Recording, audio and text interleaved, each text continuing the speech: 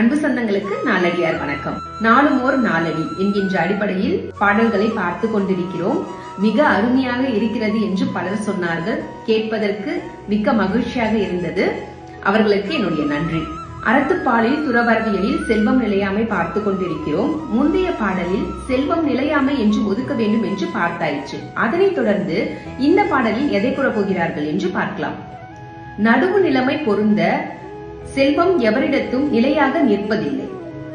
வண்டி சக்கரம் போன்று மேலும் கீழுமாக இயங்கக்கூடிய இயல்பினை உடையது. எருமை கடாக்களை நடத்தி போரடித்து நெல் விளைவாகிய குற்றமற்ற செல்வமானது தோன்றிய காலத்திலேயே எவரும் சேமித்து பூட்டி வைக்காதீர்கள்.